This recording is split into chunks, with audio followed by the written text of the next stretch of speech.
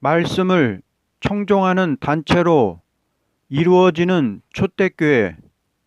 스가랴 6장 9절에서 15절.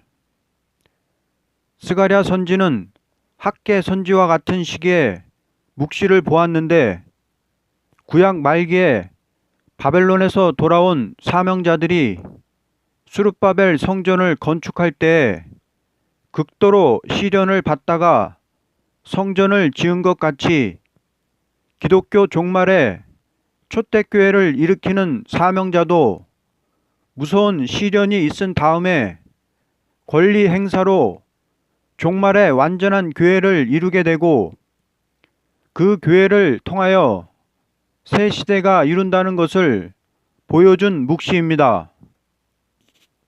구약 말기에 아무리 택한 예루살렘이라도 여호와의 말씀을 청종치 않을 적에 이방 바벨론에게 망하여 황폐화되었고, 말씀을 청종할 때에 예루살렘은 권세 있게 회복되었습니다.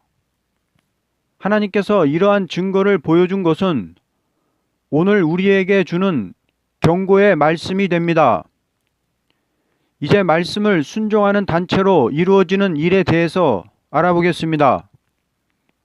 첫째, 말씀을 청종하는 자가 면류관을 쓰게 됨. 9절에서 11절. 여호와의 말씀이 내게 임하여 이르시되, 사로잡힌 자 가운데 바벨론에서부터 돌아온 헬데와 도비아와 여디아가 스바냐의 아들 요시아의 집에 들어갔나니, 너는 이날에 그 집에 들어가서 그들에게서 받되 은과 금을 받아 면류관을 만들어 여호사닥의 아들 대제사장 여호수아의 머리에 씌우고.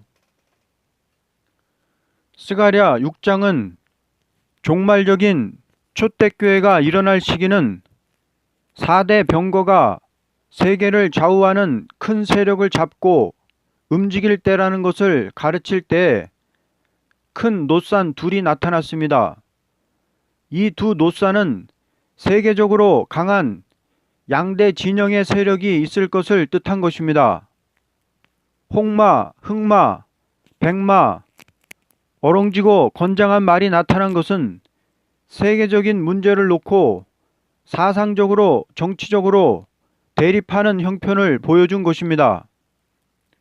이러한 시국이 될 때 바벨화된 세상에 물들지 않고 바벨론에서부터 돌아온 헬데와 도비아와 여다야가 스바냐의 아들 요시아의 집에 합심되어 모인 것은 하나님의 종들의 역사는 대중적인 데서가 아니요 불과 3, 4인의 합심 단결에서 승리의 면류관을 들고 나가게 된다는 것입니다.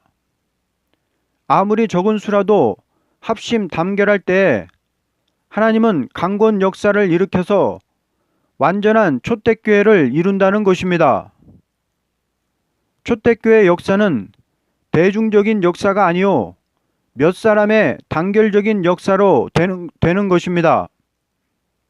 극도로 시련 가운데 다 쓰러지고 목숨 걸고 나오는 몇 사람을 통해서 초대교회의 역사가 일어난다는 것입니다. 대제사장 여호수아가 성전에서 면류관을 쓰고 사역을 하려면 무너진 성전을 지어야 되는데, 몇 사람이 모인 단체가 일어나 합심 단결될 때 성전을 짓게 된다는 말씀입니다. 이것은 단결된 순의 종들을 통해서 역사가 일어난다는 예언입니다. 말씀대로 작은 일에 충성하면 큰 역사가 일어납니다. 면류관을 자기가 쓰려고 하면 안 되고, 자기는 영광 안 받고 면류관 만들어 여호수아에게 씌워주는 단체가 되면 역사가 일어납니다. 구약 종말에 아무리 대적들이 일어나 수룹바벨과 여호수아를 대적하고 성전 공사를 방해했지만 불과 4명이라도 단결해서 뭉쳐질 때 다리오 왕의 권리 행사가 있으므로 성전이 복구되었습니다. 이와 같이 종말에 바벨화된 세상에서 현 교회가 신앙과 진리 사상과 연계가 무너진 현실에서 사명을 위하여 합심된 단체가 나와야 됩니다. 바벨화된 세상에 물들지 않고 용사의 인격을 이룬 종들이 일어나지 않으면 역사가 안 일어납니다. 아무리 원수 세력이 강하게 들어와도 합심해서 강하게 일어나야 승리합니다. 이것은 말씀을 청종치 않는 자들은 면류관을 빼앗기고 말씀을 청종하는 자가 면류관을 복구한다는 것입니다. 과거 예루살렘 성전에 면류관을 쓰고 제사하던 대제사장들이 선지의 경고의 말을 청종치 않다가 성전이 다 없어지고 그들도 없어지게 되었던 것입니다.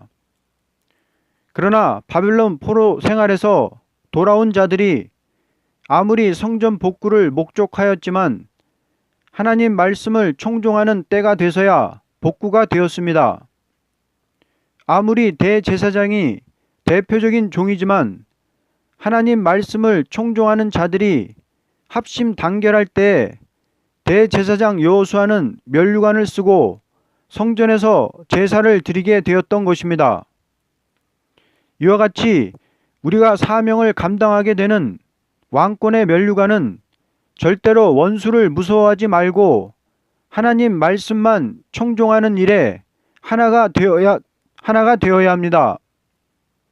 하나님께서 고레스에게 나타나서 예루살렘 성전 복구를 명령할 때 여러 사람들은 기뻐하며 예루살렘으로 돌아와서 성전을 건축하다가 방해하는 원수들의 압력을 받게 되자 하나님 말씀을 청종치 않고 예루살렘 성전 건축을 중지했으므로 그들에게 많은 재앙이 왔던 것입니다.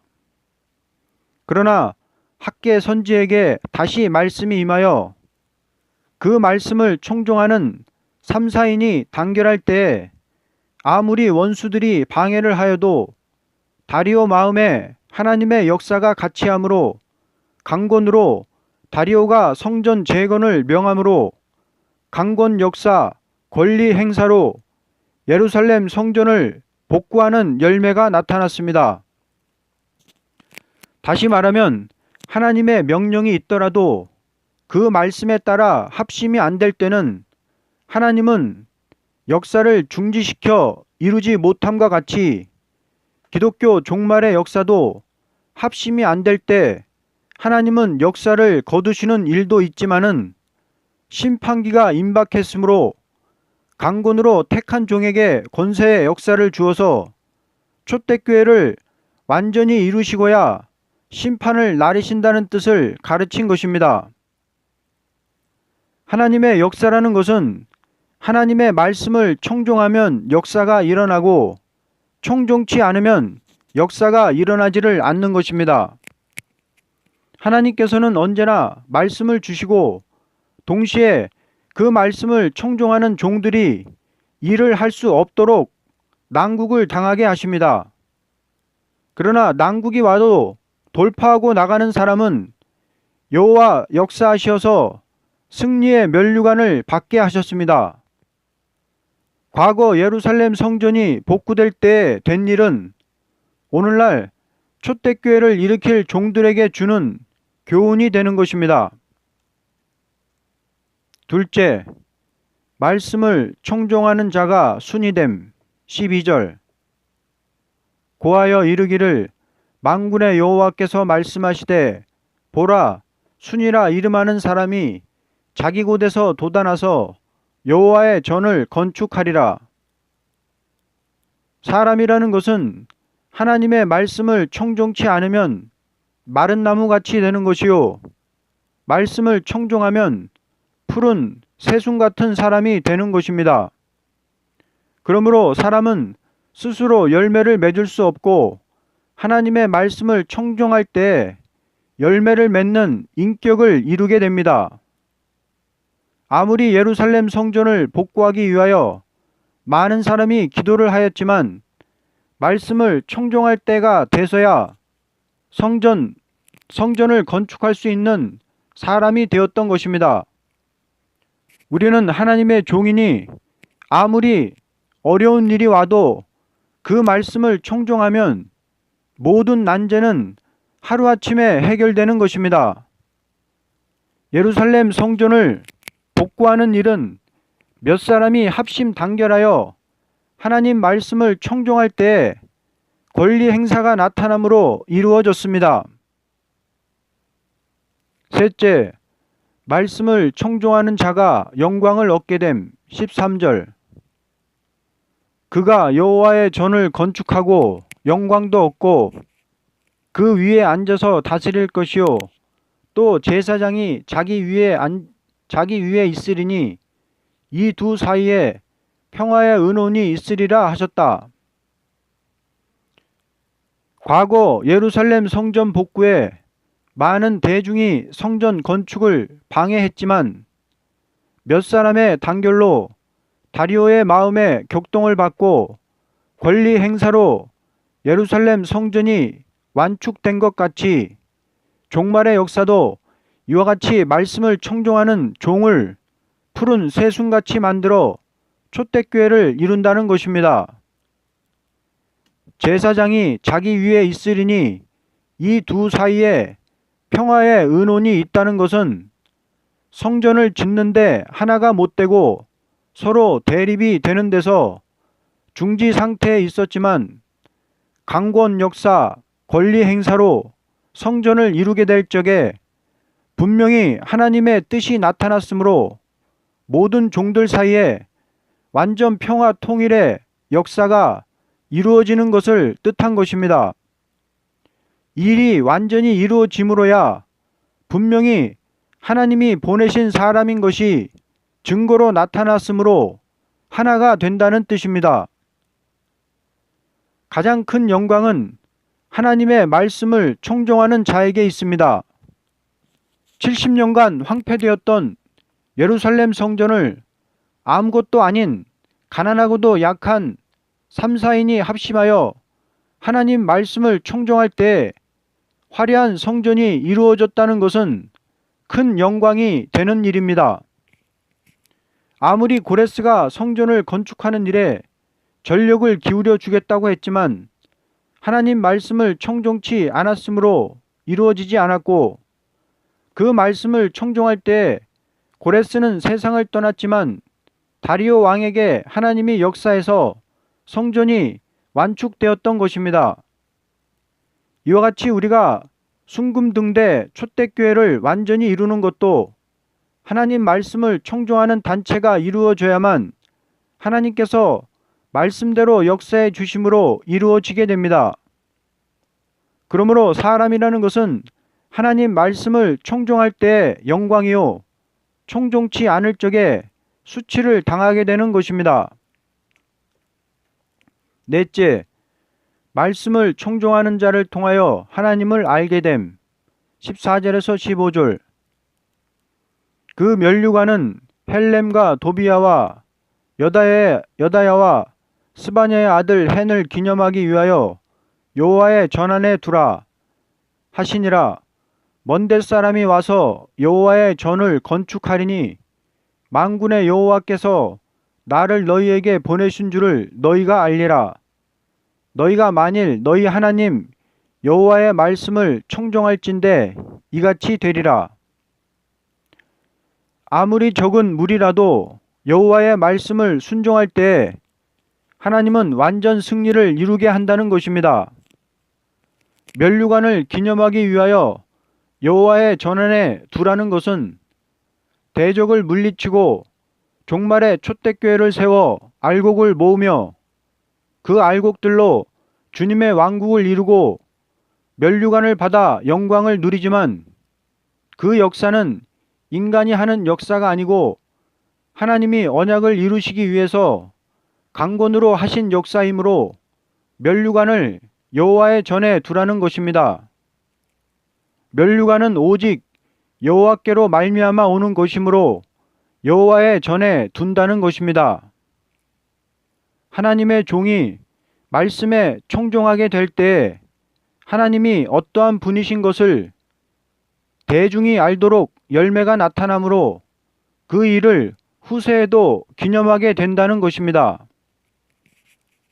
먼데 사람이 와서 여호와의 전을 건축한다는 것은 이 역사를 보고 전 세계의 성도들이 몰려와 이 역사를 돕고 함께 한다는 것입니다. 마지막 단체는 말씀만 순종한다는 사상에서 하나가 되어야 합니다. 성경이라는 것은 언제나 하나님 말씀을 순종하는 종에게 역사가 나타나는 동시에 인간 종말에도 그와 같이 이루어진다는 것을 예언한 것입니다.